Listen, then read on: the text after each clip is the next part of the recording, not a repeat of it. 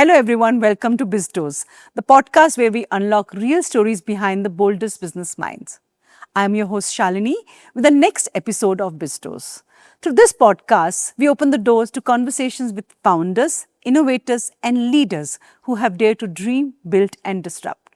Today, I'm joined by Ajay Singh, CEO and co-founder of Pepsales.ai.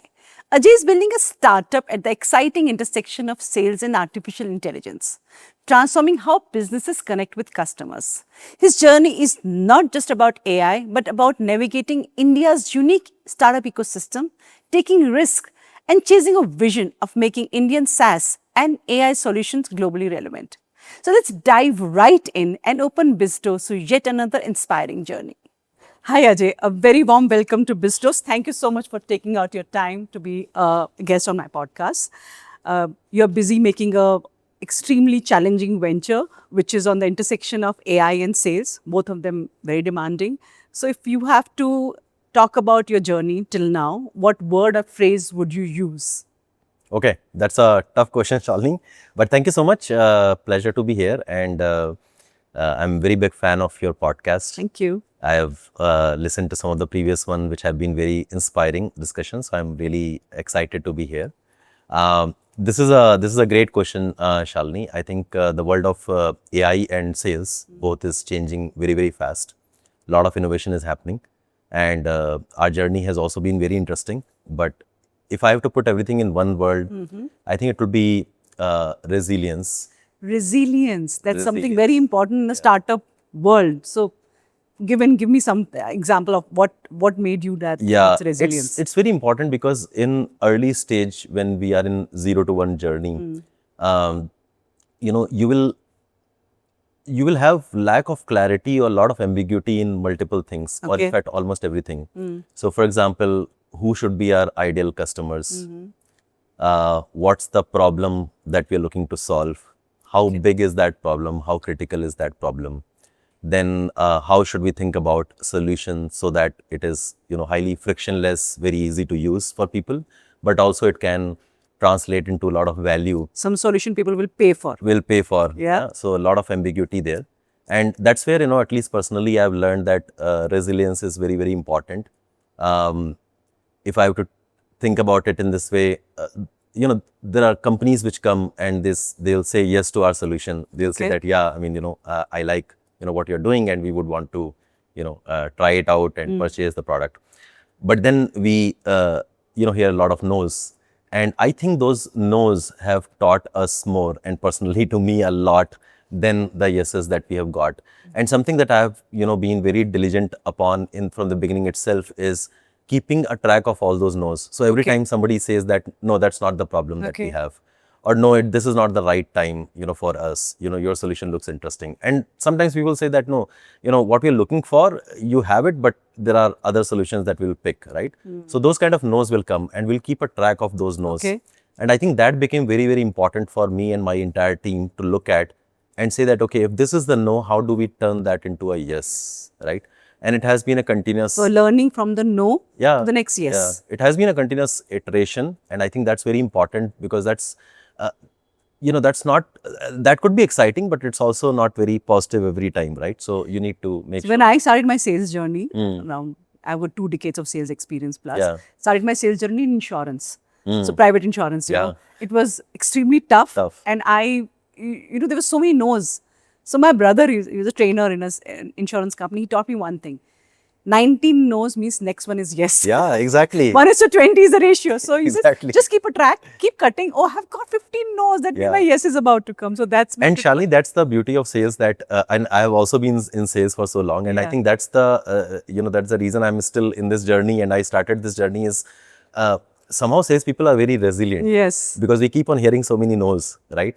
And I think that has been, single word to describe this entire journey so far. Yeah, great. So before we go further, as an outsider, if somebody is not from the space and they want to know, the viewers actually want to know, what does Pepsales.ai actually do? So can you just explain like a common person language? Okay, yeah, sure. So Pepsales.ai, we are a AI platform for B2B sales teams. Okay. Right? So any B2B business, particularly if you're selling software, right?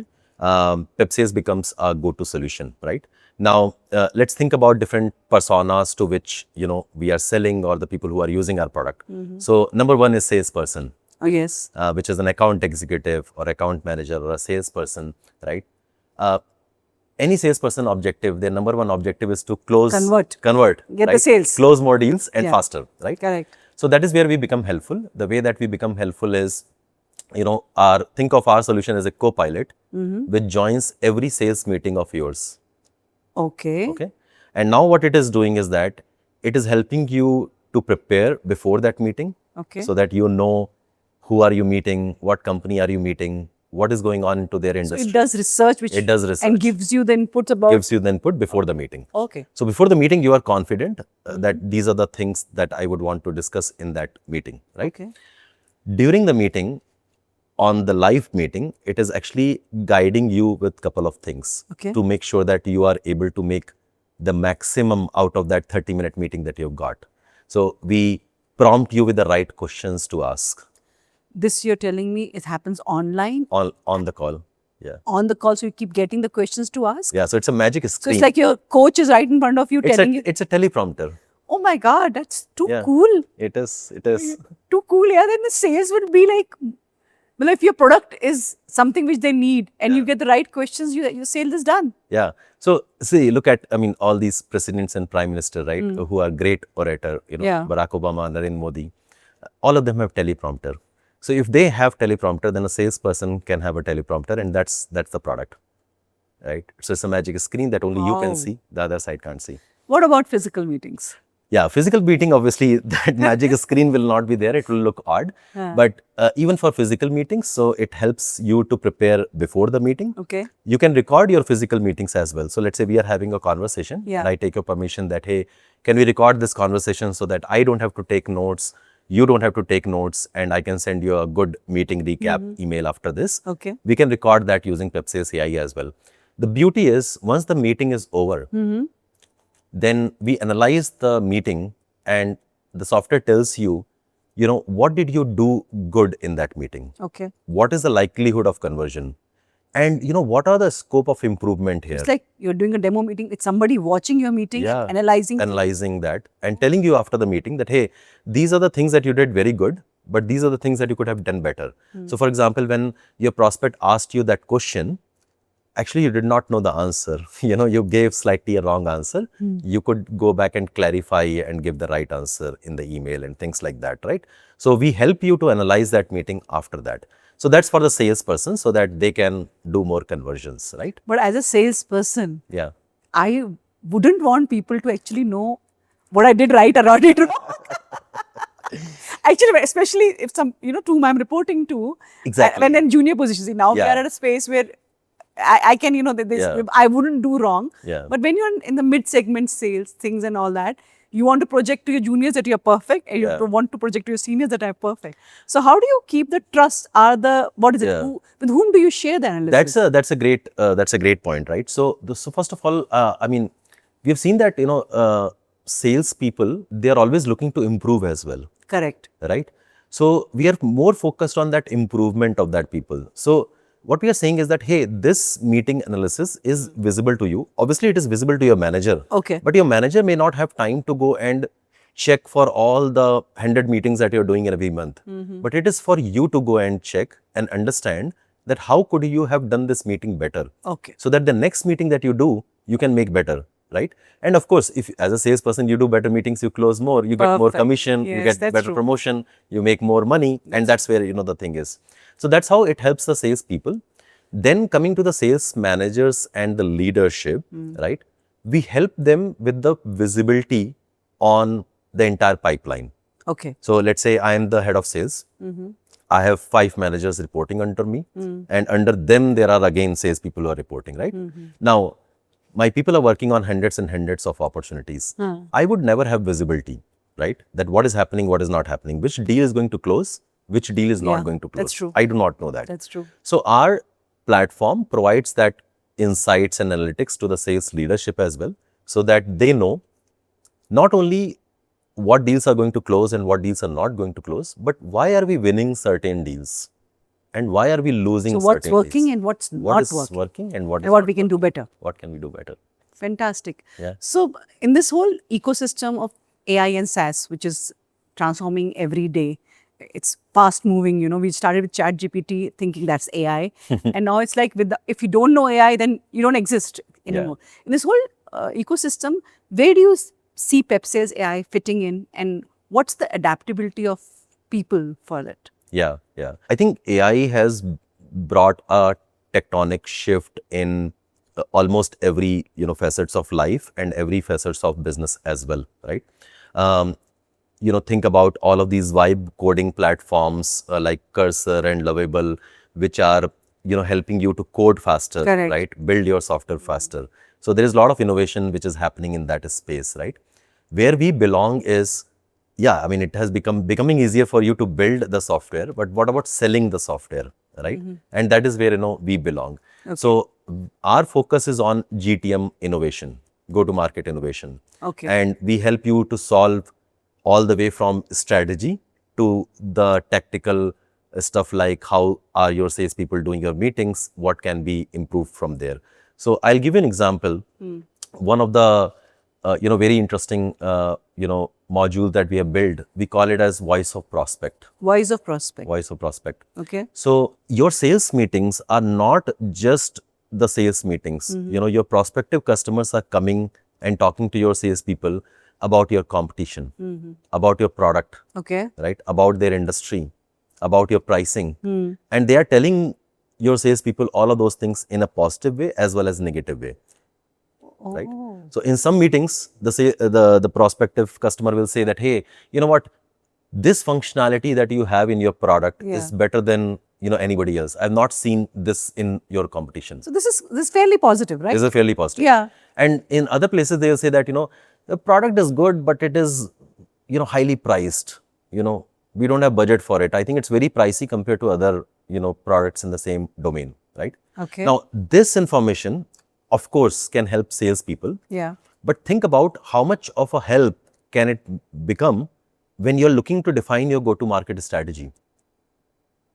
As a founder, as a product leader, when you're building a product, and if you know that these are the functionalities which are loved most compared to the competition, this is where you need to double down on.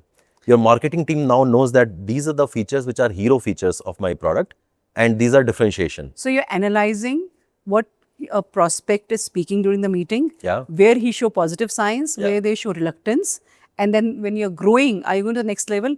You do more research and in-depth work on the positive sentiments of Exactly. the product. Both positive as well as negative. Because Negative, negative you work around it and make it better. Yeah, because those are weaknesses that can be overcome. So in that sense, we are looking to have a platform which can bring the founder, the product leader, the marketing leader, sales leader, everybody in one room and understand that how are my customers talking about our business today and what can we do about that. So I was just reading somewhere that in 2025, 81% of sales teams are using AI in some context as other, Yeah. In this scenario, trust and data production becomes extremely important. So where does Pepsales AI, how does it manage that, my leads stay with me, it doesn't, because now they're out there, you've recorded the meetings, you've got a bot there. How do you have the trust and the protection of data inbuilt into your system? Yeah. This is very important, and even the first point that you said that 80% or more than 80% of sales teams are using AI or looking to use AI in their sales process. I remember, Shalini, back when ChatGPT was just becoming popular. Even if it became popular, I noticed that the first user in my business were salespeople. They started using ChatGPT to write better emails to their customers. That's a very important use case of ChatGPT. That was so. It was suddenly like a big change. One day I was usually like marked in some of the customer meetings, emails, and I would notice that suddenly my people are writing very beautifully, very good emails. And I was like, what is happening?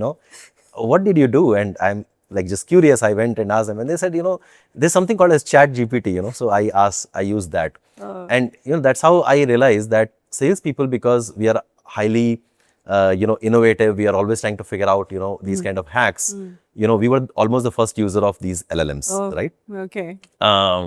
So that being said, adoption is super high. It is going to be super high, and AI is definitely not going to replace salespeople, but the salespeople who are using AI are most likely going to replace the other salespeople who are not using AI, right? Now, coming to the data production part, right? I think that's a no-brainer. That's very important, and very early on, we incorporated that into our strategy. I would think that we are, probably one of the fastest companies to get this compliance, which is called as SOC 2 Type 2 compliance, Okay. which is like a gold standard in the industry, Okay. right? Usually companies take 2 years, 3 years to do that. We got that in 6 months of launching the product, right? Okay. So that was our number one priority, because our solution has, a good amount of information about, your meetings with your customers and whatnot. Correct. And that's where, this compliance helps us to be in the same category where, the other companies which have been in existence for 10 years or 20 years in this space are there. So we are, in neck to neck there in terms of data production and security. Fantastic. Yeah. That's feels safe for people who are watching and they want to use Pepsales AI. Exactly. Data is completely safe. Bunch of things, right? So first of all, I mean, because it's a industry gold standards, so there are do's and don'ts, right, that we need to abide by, which is one thing. Second is that we also don't use your data to train any LLM, right? So that's another That's thing. important. That's very important. That's very because important. I would say that, it's more safer for you to be not just with Pepsales AI, but like in any company which is using, these kind of compliance certificates, to use them rather than just trying to use generic LLMs, because it's probably not a good idea. Good.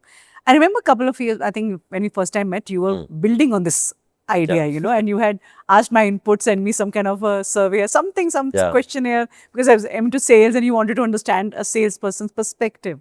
Similarly, so many of us are sitting with that one idea, which you feel is a disruptor. This is the one, and this is a major need for it. People are going to pay for it or whatever it is, and we're just ready to launch. So for those people, there must have been a bulb moment for you when you said, "This is what I'm going to do." So how does somebody actually identify that this is my idea, which is going to launch the next startup, a successful one or whatever, and this is the time for me to launch it?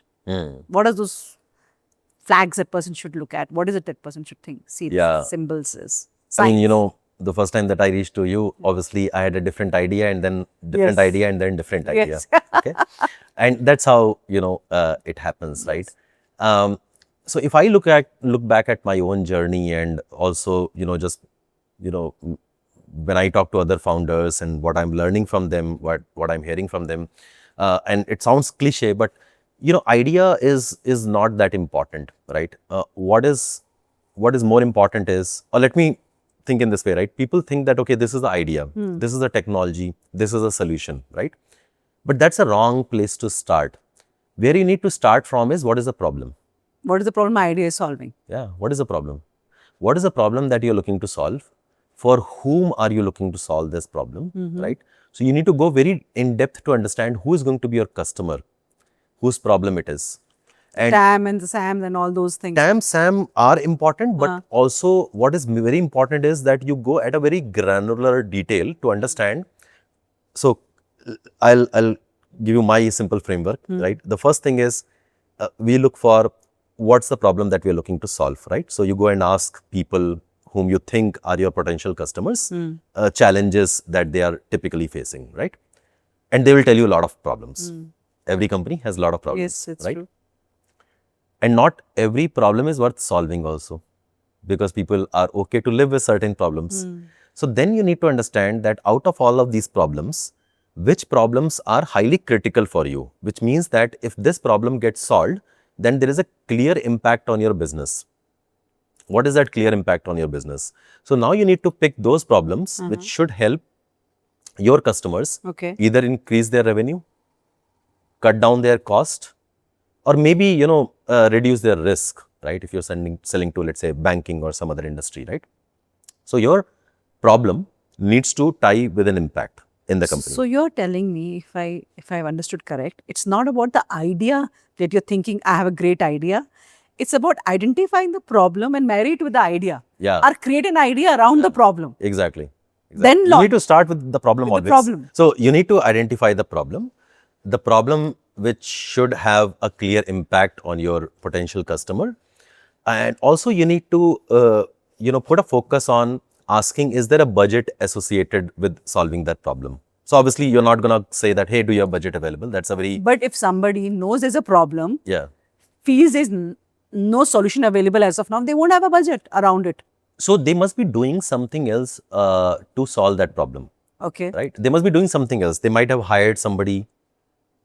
They might be looking to, they might be doing it through Google Sheet today, like in Excel, like manually, pen and paper. They must be doing That's what I'm saying. something. But that's what Yeah. I'm saying.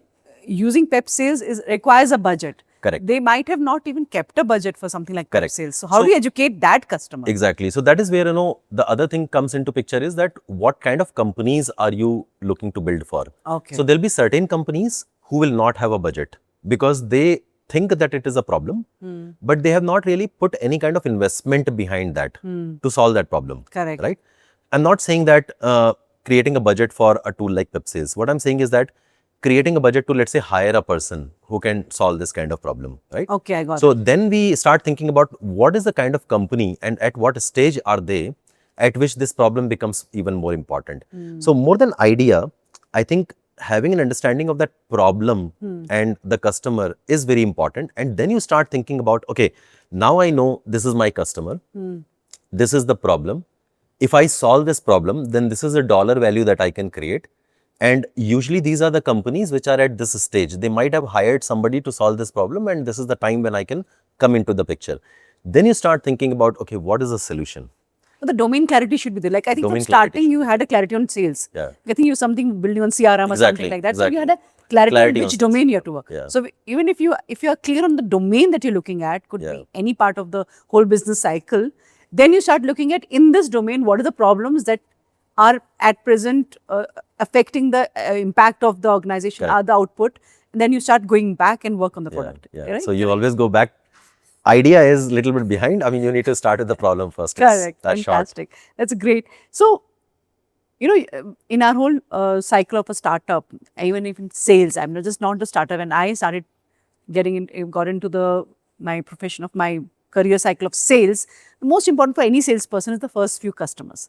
Because then they make or break you. You know how soon or how difficult, what were your learnings, how many no's. So what was been your journey in Pepsales to acquire the first 10 users of Pepsales, and what can you tell others who are watching it, the learnings of those? Yeah. So resilience, where we started that from. started with, yeah. I think, so Shalini, when you ask this question, right, there are two parts to it. One is how did we get the first 10 customers, but also, those 10 customers are very important, right? So, Yeah. there is a lot of advice floating around on how to get the first 10 customers. And I would say that, it's a hit and trial and everybody needs to figure it out by their own on how to get there. I'll tell you, our journey. So one thing that we were sort of conscious about is that we didn't want to get our first 10 customers from our friends, family, known people. Oh, okay. We did not want to go into that route. It would have been much easier. Easier, yeah. Yeah, it would have been easier. But the reason why, I didn't want to go into that way is because, it creates bias, right? You're my friend, right? If I ask you, you will be polite with me, you'll be nice with me, and, you are a sales leader, you may end up, doing a pilot and, convincing your company to purchase the solution.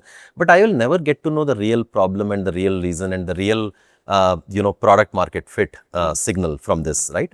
So what we did is that we kept a focus on reaching out to people who are not directly in our network, but slightly in the tangent of our network, right? Okay. So reaching out through cold outreach to people, identifying the right set of people, doing a cold outreach to them and saying that, hey, you know what, we are looking to build something in this space and you seem like an industry leader. I want to just talk to you and understand, what are the challenges that you guys are facing today and maybe think about how it can be solved, right? Okay. So we started with a lot of discovery and, brainstorming session with our potential customers.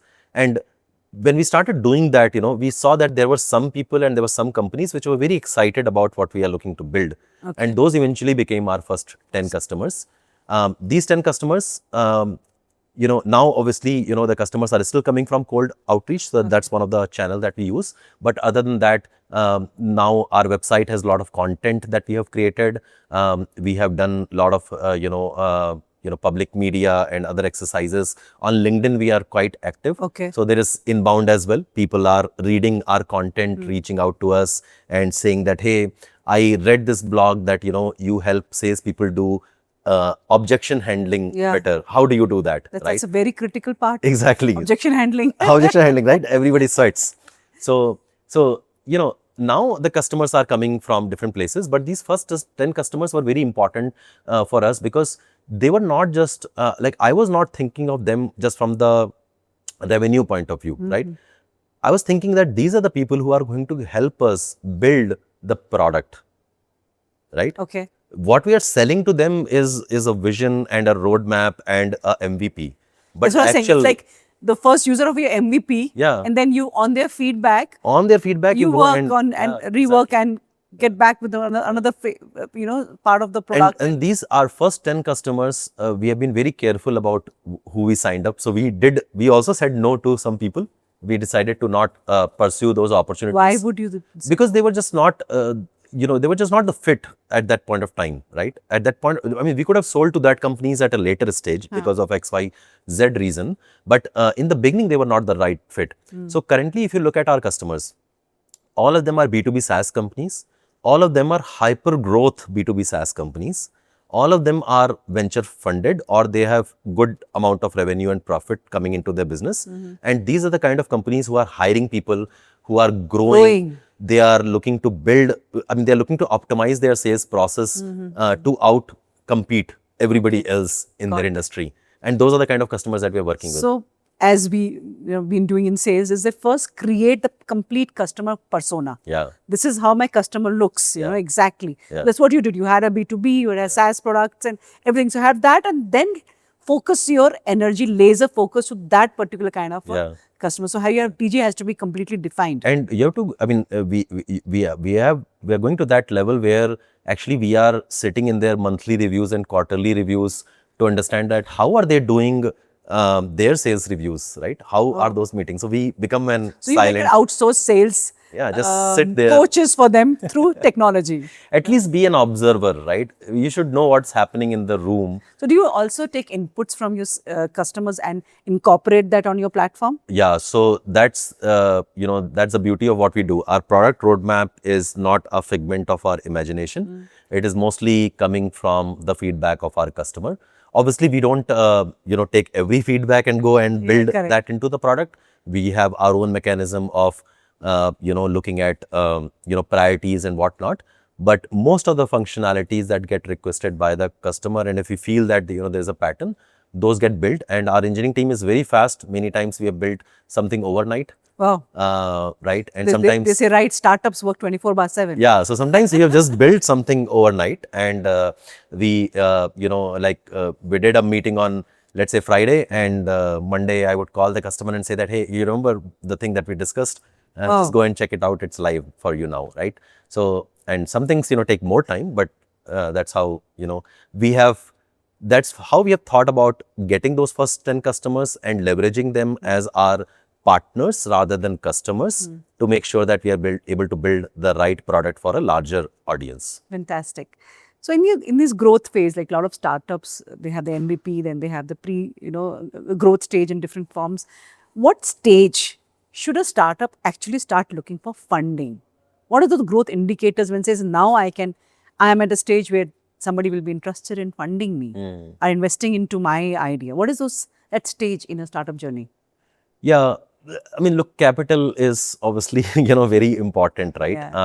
I think once you figure out that this is the problem that you are looking to solve, you've done those kind of check boxes and you have at least some level of MVP done. Like at least in our case, we had an idea, we had a deck, we knew exactly, and we have spoken to, I think more than 150 people, potential customers. I think that's what's important in this starting phase is to speak to as many people as you can and get those feedback incorporated in whatever way you can into your product. So we did all of those check boxes, and then based on that, we raised our first round of funding. So obviously the first round of funding is should be at a stage where you know at least the problem that you're going to solve, who the potential customers are, some MVP, some pilots, some early traction should be there. And then, subsequent to that, I think slowly the next round, becomes more about the actual traction, right? How many customers do you have? And not so much about how much revenue probably do you have, but who are those customers and how actively are they using actually your product, right? What is the value that they are getting? So you're saying you go to the next phase of funding when you have a good volume of customers and you know that the growth is going to be happening. Exactly. When you know that you have a product market fit. So you built a product which has been purchased by some companies, but that is not enough. Is it being used by those companies? Correct. Are they going to renew with you or not? Is it actually solving the problem that you sold them on? That's true. Right. So you need to, we have built case studies with our customers. We have said that, hey, when you bought our software, we had decided that, it is going to improve your sales by, let's say, X percentage, right? Now, let's build a 30-day, 60-day, 90-day plan so that we jointly can achieve those goals. And that becomes, our case study that we go and talk to other prospective customers about. Okay. And that, you need to get to that kind of stage to be prepared for the next fundraising, right? Because the next growth of capital that you raise is going to be about a scale, right? You are going to raise funds to get to scale. Correct. And you can't scale something which is broken. You can scale things which are, fine. That's so true. When you started the journey for Pepsales, there must have been certain assumptions that you made. This is how I'm going to grow. This is how my product is going to be, transforming. This is how I'll get my first set of customers. Then I will get references and next set of customers and like that. But sometimes the assumptions keep changing and you keep pivoting. So what changed for you? What the assumption you started and how it changed into the journey? Yeah, I think almost everything changed. Almost everything changed, which is actually an exciting part of startup because you're trying to solve a good problem in an innovative way, right? So obviously there's going to be a lot of ambiguity in this process. See, a couple of assumptions that we made early on. I think the important ones that we realized were not really correct. First was, we thought building AI feature is going to be, the game changer. The game changer. And actually that is not correct. You need, AI is now a base of doing things. It's a checkbox, right? You need to have that, because that's how, you can bring the value and leverage to your customer. But rather than thinking about AI features, we started very early on thinking about the outcomes that we can deliver to our customer. So it's not about feature, it is about outcome that using that feature, what outcome so what? Yeah. So if I'm building this, so what for my customer? What? So that so what and the outcome is something that we started thinking about very quickly. Thankfully, with the early customers that we got in. So that's the reason why getting those first 10 customers and right customers is very important for you, is to understand these kind of things, right? So that was one assumption. Second assumption was that we somehow thought that every company is going to be different. They will have different kind of sales challenges and things like that. Actually, that is not That's so not much true. A B2B will have one set of challenges across. Yeah, exactly. And B2C will have one set of challenges across. Exactly. So whenever when I have changed many industries, and when I used to meet for my final, whenever looking at opportunities, somebody used to reach out to me. They say, but you don't have experience in this domain.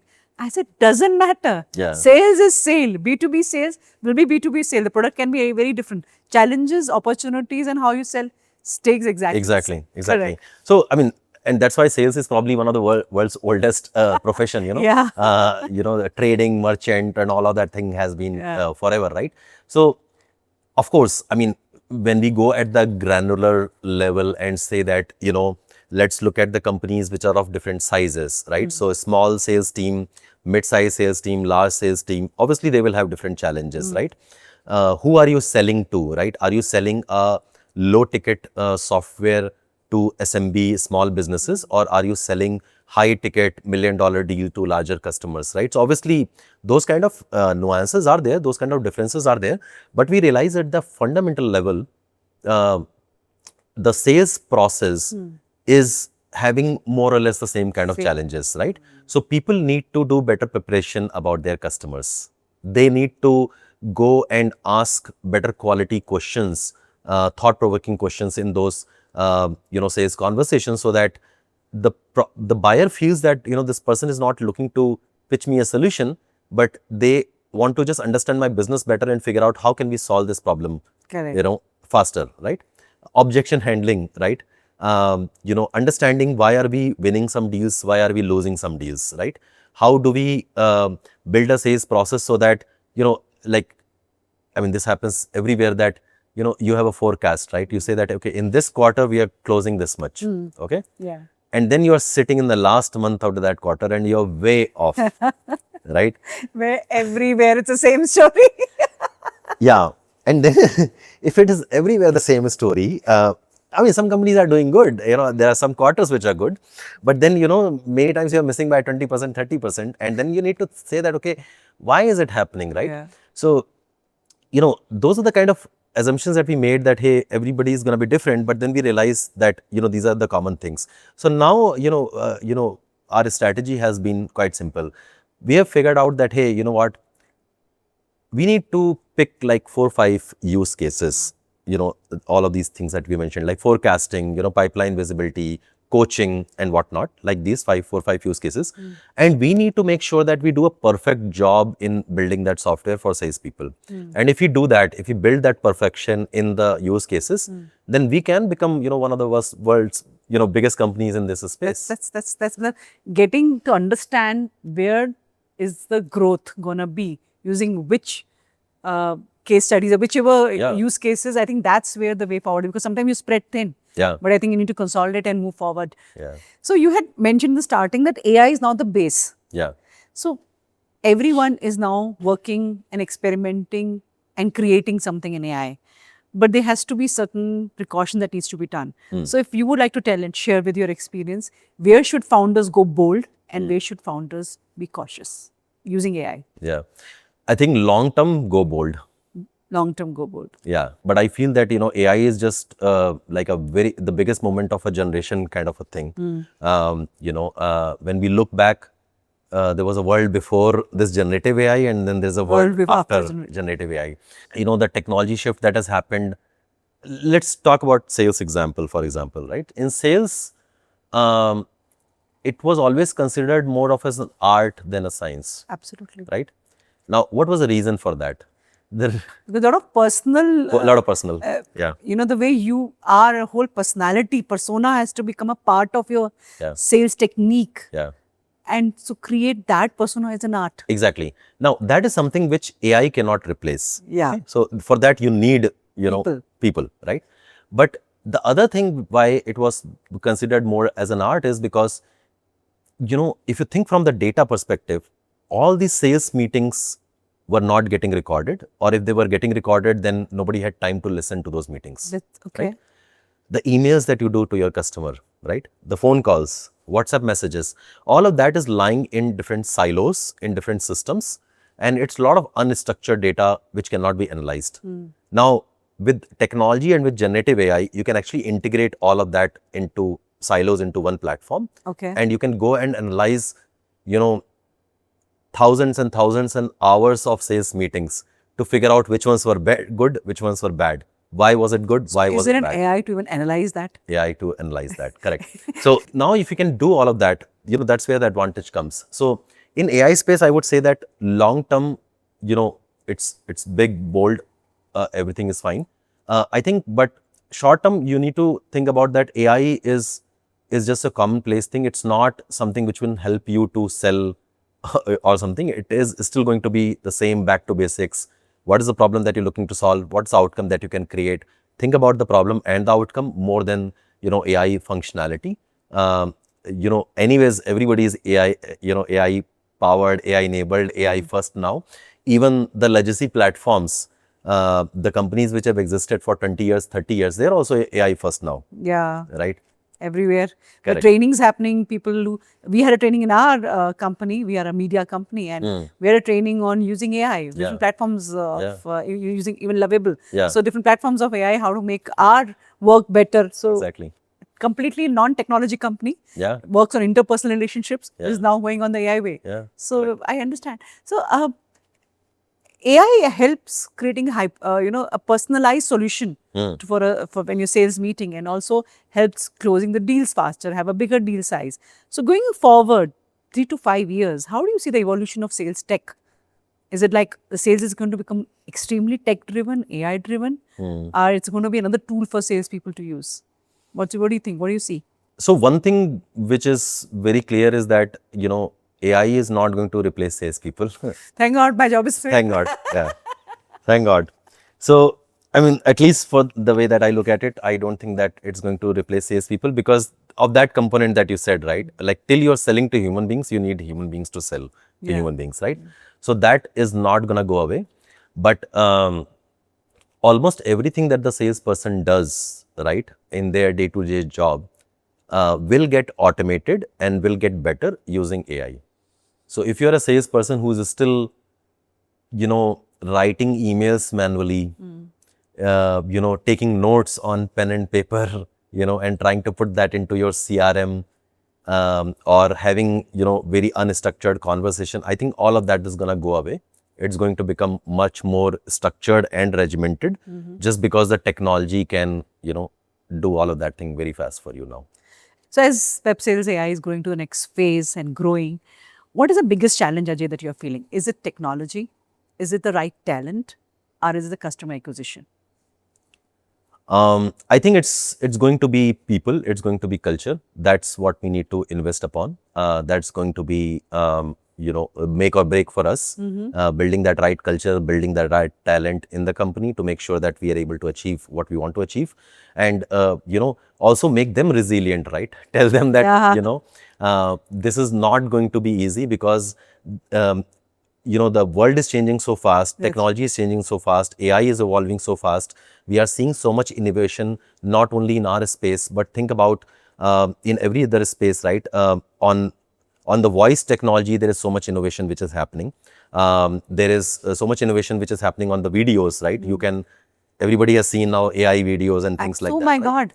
Yeah. Amazing work. Yeah. So if you AI think doing about good work. if you think about who, like what is a human being, right? Somebody who can talk, somebody who looks certain way, and somebody who can think. Yeah. All of these things, a lot of innovation is happening, right? That's true. On voice, video, and the data analysis and all of that kind of thing.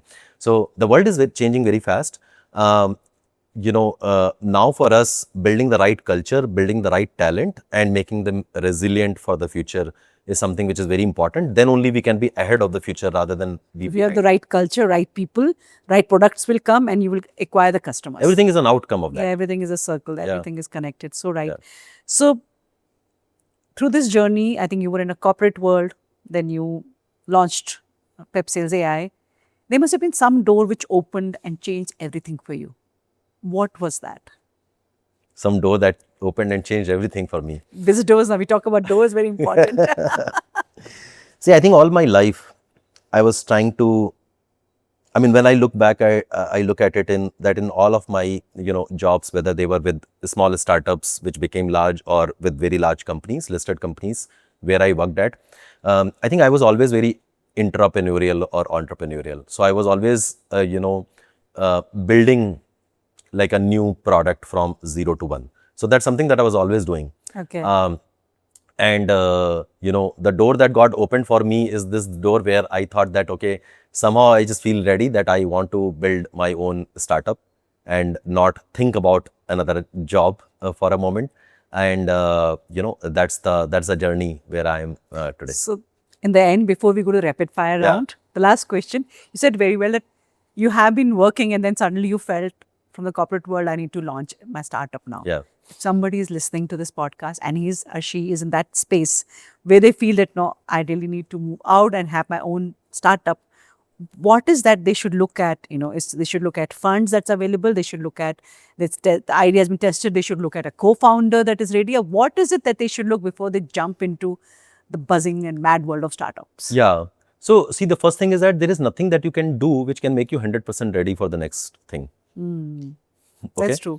So the way to think about this is that if I am in a job which is well paying with a startup or with a corporate, if your motivation of building a startup is because you are fed up of this thing, that's not the right way, That's not the right way. right?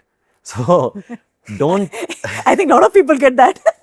yeah. So see, the way to I look at this is that are you running away Are from you something? escaping? Are you running away from something, or are you running towards something? something. So if you're running towards something and building a startup is the way for you to go towards that, then build a startup.